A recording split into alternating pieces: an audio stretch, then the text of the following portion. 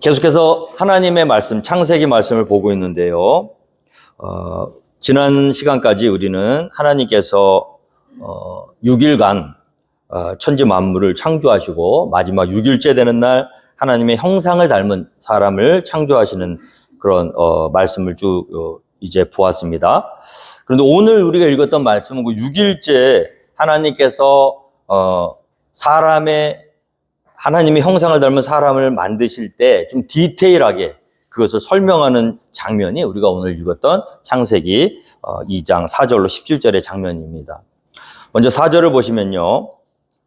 이것이 천지가 창조될 때에 하늘과 땅의 내력이다라고 기록되어 있습니다. 우리 사람들은 우리가 살고 있는 이 땅, 또 우리가 누리고 있는 모든 것들이 언제, 어디서, 누구로부터 시작되었는지를 몰라요.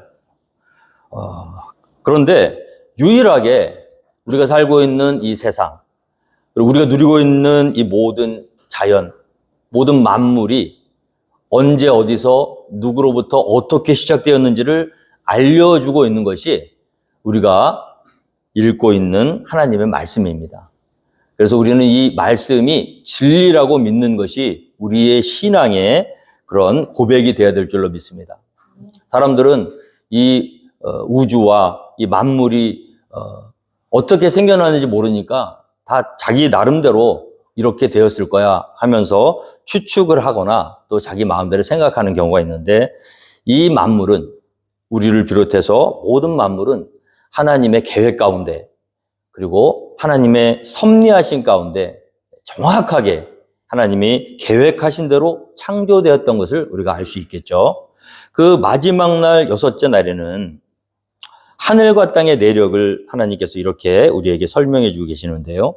여호와께서 하나님이 땅과 하늘을 만드시던 날, 그 여섯째 날, 여호와 하나님이 땅에 비를 내리지 아니하셨다. 5절 말씀이죠. 그때는 아직 비가 없었습니다. 맨 처음에 하나님께서 이 우주 만물을 만드시고 모든 대자연을 만드셨는데 하늘에서 비가 내리지를 않는 거예요. 그래서 그런 때도 있었습니다. 믿으십니까? 그래서 맨 처음에는 비가 내리질 않았다고 성경은 기록되고 있어요. 그러니까 당연히 비에 의해서 자라나야 되는 들의 초목이나 또 밭의 채소도 아직은 없었죠. 그리고 들의 초목과 밭의 채소를 경작할 사람도 그때는 없었습니다. 사람을 창조하시기 전의 얘기예요. 6일째 되는 날. 자, 안개만이 땅에서 올라와 온 지면을 적셨던 그때 모든 것이 고요하고요. 모든 것이 평안하겠죠. 사람은 없었어요. 하나님이 지으신 만물은 다 있었지만 비도 내리지 않고 안개만 저렇게 올라오던 그때가 있었다는 거예요. 그때가 언제입니까? 태초에 하나님이 이 세상을 시작하기 전에, 사람이 만들어지기 전에 그와 같은 상황이 있었다는 거예요. 한번 머릿속으로 한번 그려보시기 바랍니다. 이렇게 아름다운 모든 땅과 하늘이 다 있고 살아가야 될 공간이 다 만들어져 있는데 사람은 없는 거예요. 사람이 없는 이유는 무엇입니까? 아직 땅에서 하늘에서 비가 내리지 않았기 때문에 할 일이 없어요. 사람이 있어도. 사람은 무슨 일을 해야 되냐 하면요, 하나님께서 허락하신 들의 초목과 밭의 채소를 경작하는 것이 사람에게 주어진 임무입니다. 우리가 맨 처음에 하나님께 부여받은 사명이 그거예요. 그것을 다스리고 경작하고. 그래서 인간이 가장 편안함을 느낄 때는 언제입니까? 공장에 가서 물건을 찍어내거나 여타 다른 어떤 일을 할 때보다도요, 가장 사람이 사람다워질 때는 땅과 가까이 있을 때예요. 그래서 우리 집사님들 보면은 다 집에 이렇게 크든 작든 야들을 가지고 계시지 않습니까? 어떤 집사님께 물어봤어요. 시간 가는 줄 모르신대요. 하루 종일이라도 그냥 거기서 그 땅을 일구면서 그 채소를 가꾸면서 거기에서 얻는 기쁨, 거기에서 얻는 그 만족감, 이것은 지극히 자연스러운 것임을 우리가 알 수 있는 것입니다. 왜 그러냐면 하나님께서 우리를 그렇게 만드셨기 때문이에요. 근데 저 같은 사람은 조금 그런 면에 있어서는 조금 그 탤런트가 없어요, 제가. 땅하고 그런 일을 잘 못합니다. 그럼에도 불구하고 하나님께서 원래 우리 인간에게는 그와 같은 사명을 주셨다는 거죠. 그랬을 때 아직 사람이 없었기 때문에 하나님이 비를 내리시지 않은 거예요. 그래서 비가 내려야 채소도 자라고 또 뭔가 들에 있는 초목도 자라는 겁니다. 우리는 우리 힘으로, 우리의 노력으로 무엇인가 농사를 져서 얻는다고 생각하는데 이 모든 일들이 하나님의 섭리가 허락하시지 않으면 불가능한 거예요. 땅에 비를 내리시지 않을 때가 있었습니다. 사람이 없었기 때문에.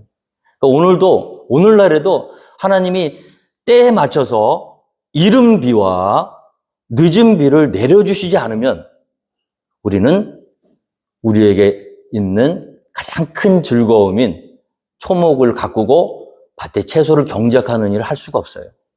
이 모든 일이 이 어마어마한 대자연 가운데 함께 하시는 하나님의 놀라우신 능력이 임했을 때, 그가 허락해 주셨을 때 우리에게 있는 이 땅을 일구며 얻는 소출로 인해서 기뻐하는 그런 행복을 우리가 누릴 수 있다는 거죠. 모든 것이 하나님이 하시는 겁니다. 우리는 이 대자연의 섭리를 받아들여야 될 줄로 믿습니다. 전도서 3장 1절에 범사에 기한이 있고 천하만사가 다 때가 있나니 날 때가 있고 죽을 때가 있으며 심을 때가 있고 심은 것을 뽑을 때가 있다. 우리는 우리가 생각하기에 우리가 하면 열매가 난다고 생각하지만 심을 때가 있고 뽑을 때가 있는 거예요. 아무리 심어도 비가 내리지 않으면 추수는 할 수가 없습니다. 또 하나님이 모든 것을 지으시되 때를 따라 아름답게 하셨다. 또 사람들에게는 영혼을 사모하는 마음을 주셨다.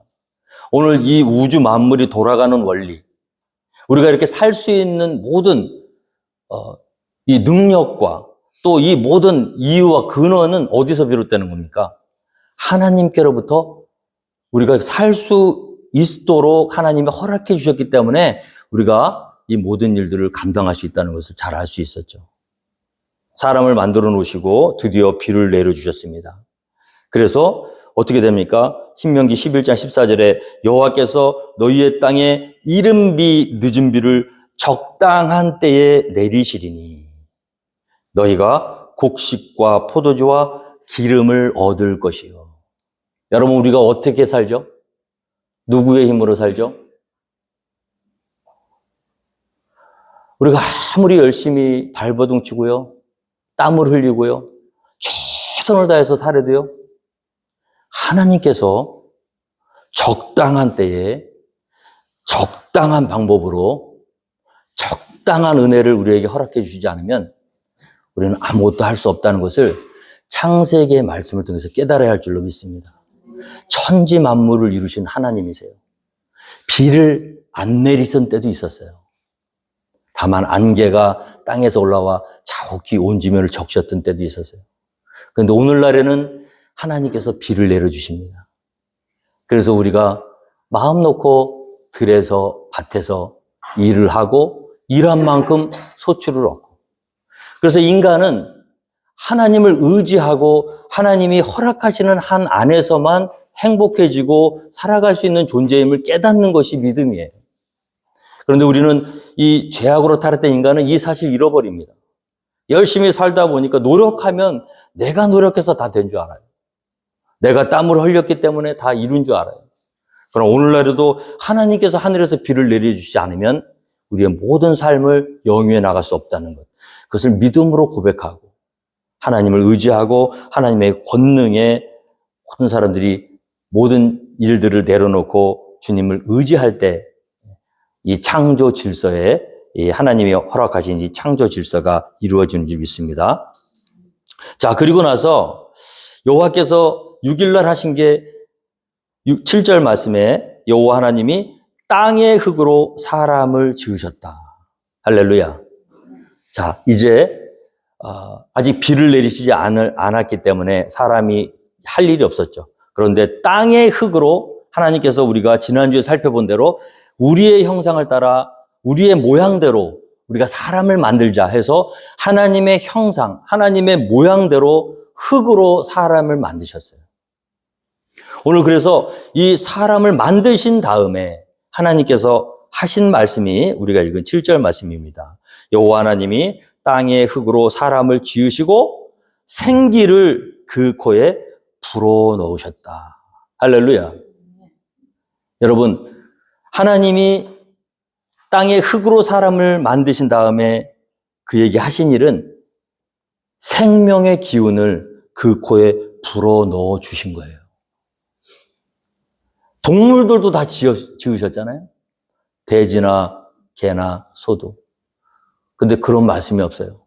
돼지를 만드시고 그 돼지의 코에 하나님이 생기를 불어넣어 주셨더라. 그런 말 없잖아요. 오직 하나님의 형상을 닮은 사람에게만. 오늘 말씀해 보세요. 사람을 지으시고 생기를 그 코에 최초의 인공호흡, 진흙덩이에 불과한 아무것도 할 수 없었던 그냥 그 물질에 불과했던 인간이 하나님의 거룩한 숨결이 하나님으로부터 그 코에 훅 하고 들어가면서 사람이 어떤 존재가 되었습니까? 다 함께 7절 한번 후반절을 눈으로 보시기 바랍니다. 사람이 무엇이 되었다고요? 생명이 되니라. 살아있는 것은 짐승이나 사람이나 다 똑같아요. 먹고 자고 배고프면 먹고 피곤하면 눕고 자고 번식하고 새끼들 낳고 그거는 짐승이나 사람이나 똑같습니다. 그런데 다른 게 하나 있어요. 사람과 짐승의 가장 큰 차이는 무엇입니까? 사람은 여호와의 생명의 기운을 온몸으로 받아 하나님의 영을 소유한 생명의 존재라는 것이 다른 거예요. 그래서 인간은 영적인 존재입니다. 우리가 돼지나 짐승이 아무리 착하게 집을 잘 지킨다 그래서 이 개는 정말 거룩한 개야. 그러지 않죠? 소가 아무리 열심히 일을 잘해주고 묵묵히 자기 일을 맡은 일 수고한다고 해도 이 소는 정말 신실한 소야. 그런 말 안 하죠. 개나 소나 아무리 그 머리가 좋은 고래나 아무리 머리가 좋은 동물도요. 자기가 어느 날 갑자기 배도 부르고 모든 게 다 평안한데 어느 순간 갑자기 하늘을 촥 쳐다보면서 눈물 한 방울을 촥 흘리며 나는 죽어서 무엇이 될꼬? 죽은 다음에 나는 어떻게 될까? 자기의 영혼에 대해서 걱정하는 짐승 보셨습니까?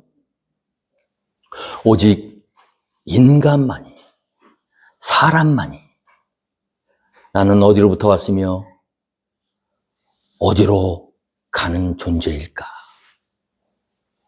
죽은 다음에 내가 가야 할 곳은 어디인가? 이 모든 아름다운 우주 만물과 나 자신은 어디로부터 비롯된 존재인가? 깊은 사색과 묵상을 통해서 어떤 눈에 보이는 당장 동물적 본성을 따라 쫓아가는 삶이 아니라 거룩하고 영원한 진리를 찾고 추구하는 존재가 사람이 생명이 되었기 때문임을 믿으시기 바랍니다. 그래서 어떤 사람은요, 땅만 보고 사는 사람들이 있어요. 무엇을 먹을까? 무엇을 입을까? 어떻게 하면 이 땅에 더 잘 살까? 어떻게 하면 내가 더 육신의 평안함을 누리고 이 땅을 살까? 그러면 그는 거룩한 사람의 모습이 아니에요. 존귀에 처하나 깨닫지 못하는 자는 멸망하는 짐승과 같다고 그랬어요. 사람은 하늘의 것을 생각해야 될 줄로 믿습니다. 그게 모든 사람에게 공통적으로 있는 마음이에요. 그런데 악한 영들은요, 그 생각을 깊이 파고들지 못하도록 여러 가지 이유로 방해합니다. 가장 좋은 예가 장례식 갔을 때. 장례식 가면 뭐 하죠? 문상하고, 그 다음에 하는 일이 뭐죠? 빨간 육개장 먹고, 그 다음에 뭐 하죠? 소주 한 잔에 돼지 머리 누른 거 먹고, 그 그 다음에 뭐냐면요. 고스톱합니다. 왜 고스톱 하는지 아세요? 잠은 안 돼. 어저께까지 자기와 함께 웃고 떠들고 자기와 함께 이렇게 행복하게 살던 내 친구가 하루아침에 갑자기 불러도 대답 없는 이름이요. 부르다가 내가 죽을 이름이요. 산산이 부서진 이름이 되어서 영정 사진 속에 갇혀 움직일 수 없는 그런 시신이 되어 누워있는 모습을 보면 충격이거든요. 제가 20대 초반에 정말 친했던 우리 친구가 아주 훌륭하게 성실하게 인생을 살았던 사람이에요. 어느 날 이제 모든 그 자리도 다 잡고요.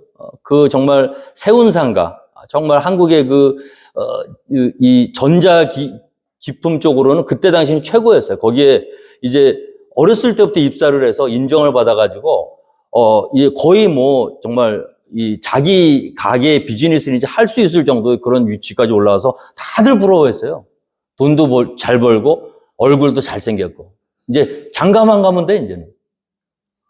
탄탄도로 아직 자리 잡지 못한 친구들이 볼 때는 너무 부러운 사람이었거든요. 근데 갑자기 그렇게 전도 유망했던 그 친구가 하루아침에 주검이 되어서 사고로 하루아침에 목숨을 잃는 그런 일이 벌어졌습니다. 우리 친구들이 다 거기 갔어요. 그 앞에서 20대 중반이었어요. 살날이 창창했어요. 근데 갑자기 그렇게 되더라고. 그때 제 머리를 땅 하고 때리는 게, 야, 인생이란 한치 앞을 모르는구나. 이게 인생이구나. 사람이 오늘 살았다고 산 것이 아니구나.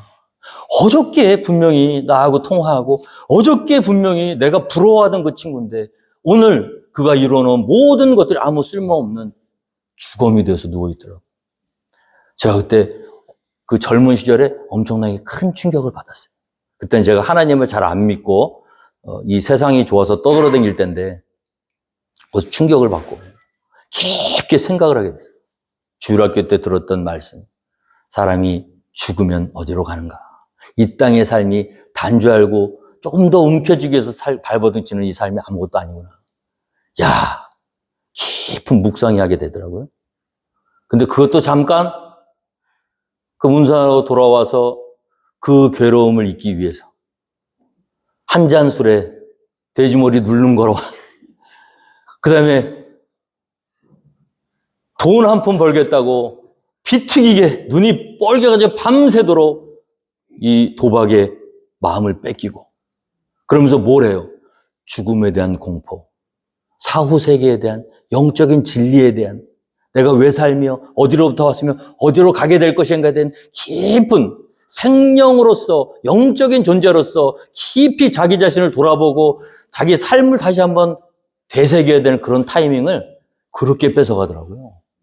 돈 몇 푼 잃으니까 그런 게 싹 없어져. 당장 내가 더 어떻게 하면 여러분 마귀가 영적인 존재인 우리를 망가뜨리는 방법이에요. 오늘날에도요 얼마나 우리의 마음이 우리의 생각이 금방 있다가 없어질 것들에 빼앗기고 있는지 몰라요. 존귀한 종교에 처하나 깨닫지 못하는 자는 멸망하는 짐승 같다 그랬습니다. 사람은 짐승하고 다른 거예요. 오늘도 우리가 하나님 앞에 나와서 하나님의 말씀을 듣고 또 하나님을 예배하고 또 이 성경 말씀 속에 나오는 진리를 마음에 새기고 하나님 말씀대로 순종하며 살려고 하는 이 모습들은 뭡니까? 우리가 영적인 존재임을 믿으시기 바랍니다. 하나님의 형상, 하나님의 모양은요, 외모를 이야기하는 게 아니에요. 내가 거룩하니 너희도 거룩하라. 할렐루야. 이 세상에 썩어 없어질 것들을 위해서 땅의 것을 찾지 말고 하늘의 것을 찾으라는 거죠. 왜 그렇습니까? 우리가 하나님께로부터 생기를 부여받은 영적인 존재이기 때문에 그렇습니다. 생명은 하나님께 있는 거예요. 오늘 보면 하나님이 생기를 불어넣어 주시면 살아있는 존재가 되지만 하나님께서 생기를 불어넣어 주시지 않으면 우리는 아무것도 아닙니다. 진흙덩이에 불과한 거예요. 그러나 하나님이 그 코에 생기를 불어넣어 주실 때 우리는 하나님으로부터 생명을 부여받고 영적인 존재가 되어서 하나님 대리인으로서 하나님이 만드신 모든 만물을 다스리고 지키도록 창조된 존재. 존귀한 존재입니다. 오늘 이 앞에 꽃이 너무나 아름답죠. 이렇게 아름다운 꽃들의 백합화를 보라. 솔로몬의 모든 아름다운 옷보다 들의 백합 더 아름답다 이러지. 오늘 하나님이 만드신 생명의 존재, 하나님의 사람들이 얼마나 아름다운지. 여러분, 영적으로 하나님 앞에서 이 비밀을 깨달은 자가 자기 속에 있는 하나님의 형상을 발견하고 하나님의 아름다운 영이 내 안에 있다는 것을 깨닫고, 할렐루야, 회복되어서 그 모습, 그 마음으로 다른 사람을 바라볼 때 다른 사람도 사랑할 수 있을 줄 믿습니다. 그래서 우리가 얼마나 귀한 존재인지, 우리가 어떤 존재인지, 하나님께로부터 생명과 호흡을 부여받은 존재라는 거죠. 그래서 내가 오늘 살아있는 것은 누구 때문입니까? 하나님이 생명을 주셨기 때문이에요. 에스겔서 37장 5절에 보면요, 죽은 뼈가 가득했습니다.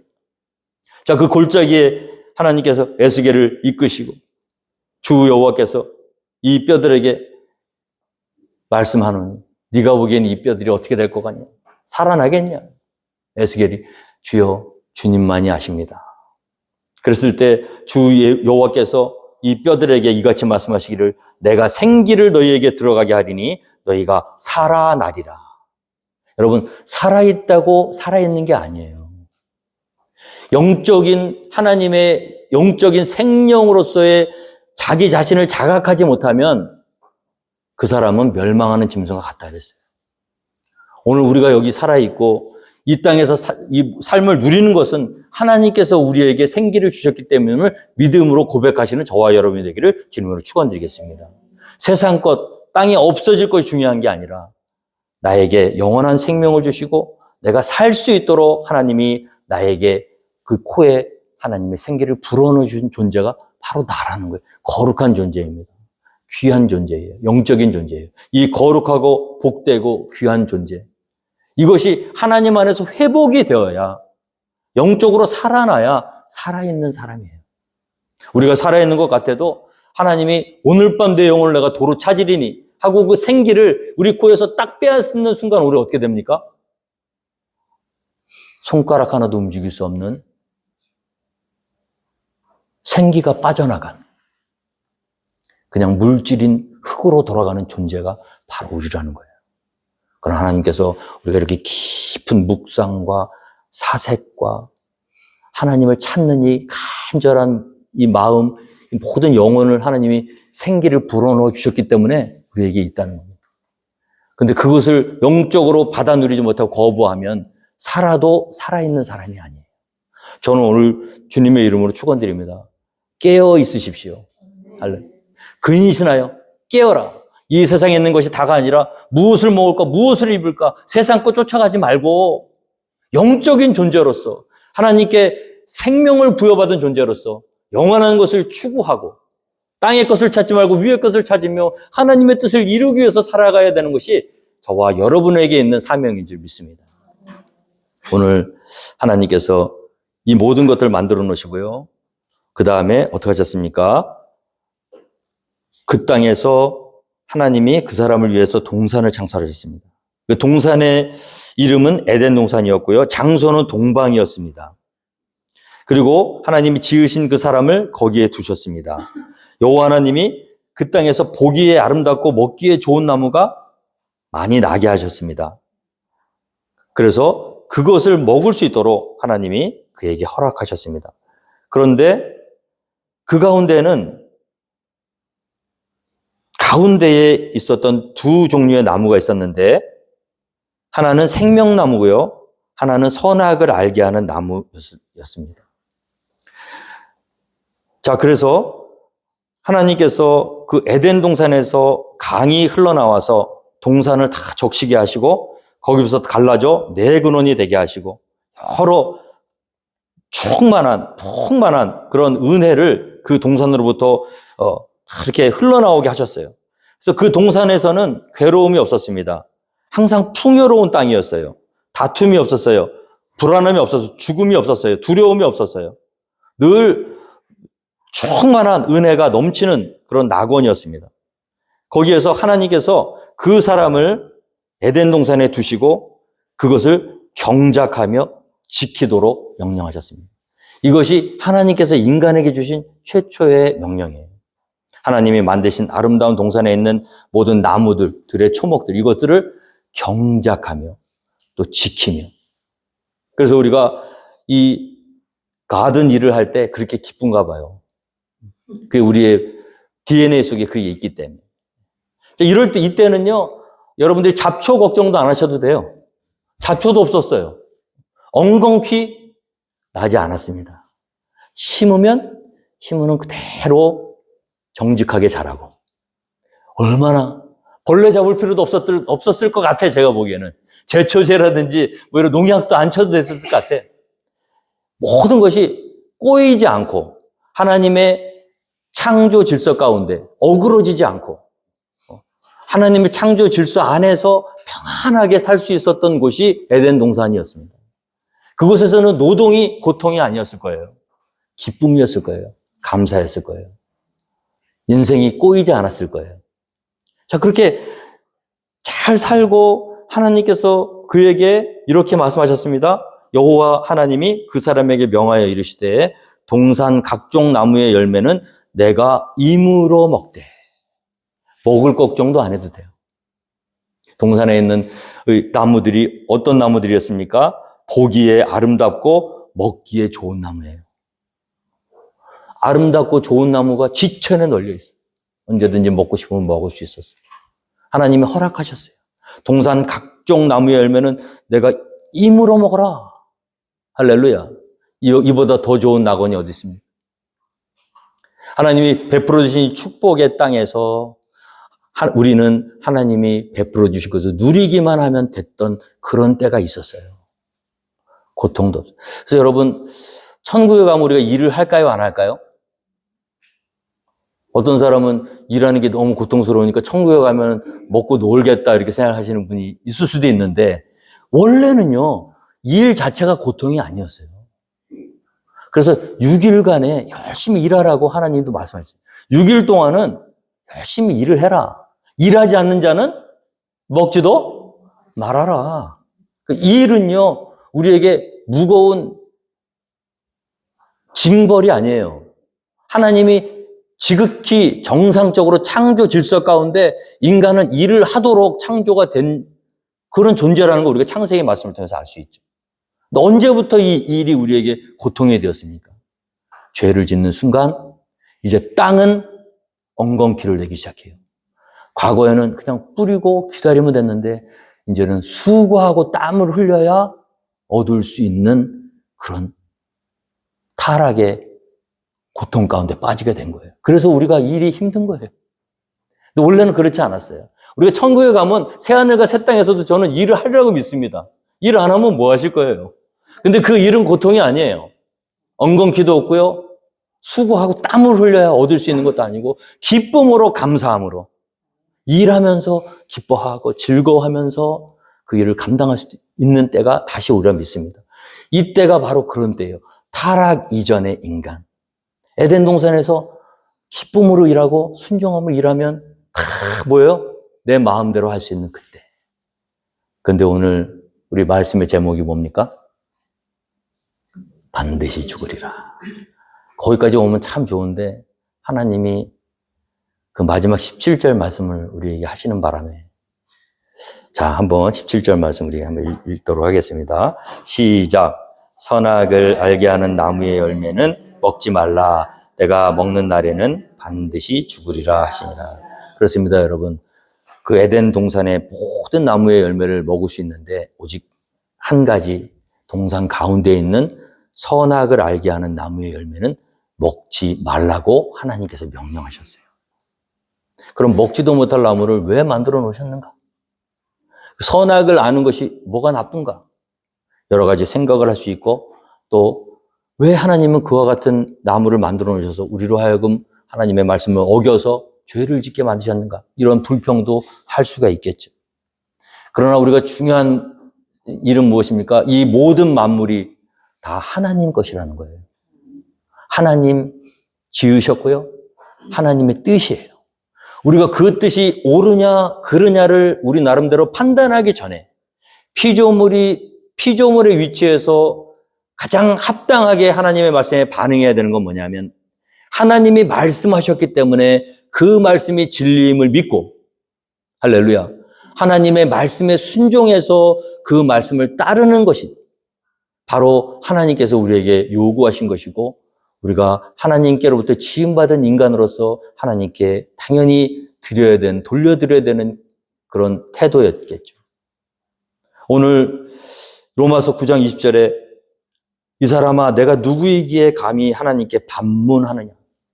지음을 받은 물건이 지은 자에게 어찌 나를 이같이 만들었느냐 말하겠느냐.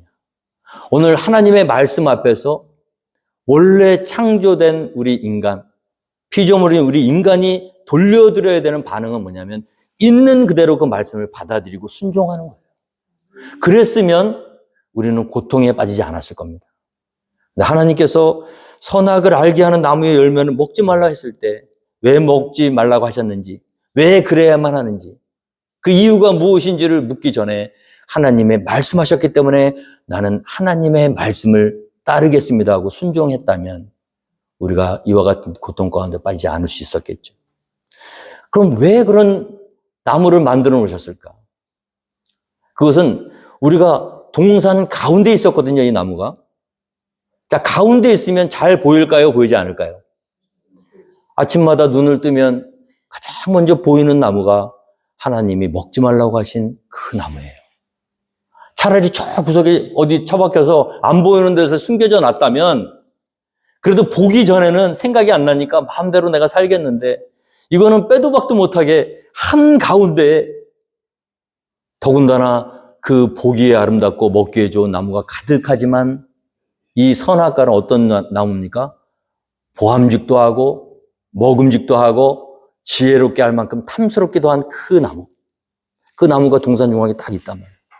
눈을 뜨면서 가장 먼저 보이는 그 나무를 바라보면서 인간은 자기 내면 속에서 저거 먹고 싶다. 저거 하나 맛봤으면 하는 그런 마음이 들었겠죠. 그리고 실제로 사람은 자기가 마음 먹으면 손을 뻗쳐서 얼마든지 쉽게 그 열매를 따먹을 수 있는 능력도 있었어요. 하나님이 그 나무를 지키는 두루도는 화염검이나 뭔가 그 나무가 그렇게 위험하다면 거기를 범접하지 못하도록 무슨 장치를 해놓으신 것도 아니에요. 그리고 우리가 그 나무를 손을 뻗어서 따먹을 수 있는 능력을 없게 만드시는 것도 아니고 언제든지 내가 생각하고 마음만 먹으면 그 열매를 먹을 수 있는 의지도 주셨어요. 로봇으로 만들지 않으셨다는 거예요. 애시당초 그 열매를 먹지 못하도록 입력된 상태가 아니에요. 언제든지 내가 판단해서 내가 생각해서 내가 내 의지로 손만 뻗으면 얼마든지 먹을 수 있는 장소에 그 나무를 두시고 그리고 아무런 장치도 해놓지 않으셨어요. 너에게 맡긴다. 네가 결정해라. 그런데 나는 네가 안 먹었으면 좋겠어. 왜냐고? 묻지 마. 맛이 어떠냐고? 궁금해하지 마. 왜 그랬을까? 생각하지 마. 그런데 네가 안 먹었으면 좋겠어. 보암직도 하고 먹음직도 하고 지혜롭게 할 만큼 탐스럽기도 한 너무너무 사랑스러운 어글리하다면 차라리 인정하겠어. 그런데 다른 모든 나무에 비해서 더 아름다워, 더 탐스러워, 더 구미가 당겨. 너무너무 갖고 싶어. 네가 마음만 먹으면 먹을 수도 있을 거야. 그런데 나를 위해서 먹지 않아주련 할 수 있겠니? 네가 선택해. 왜 그러셨을까요?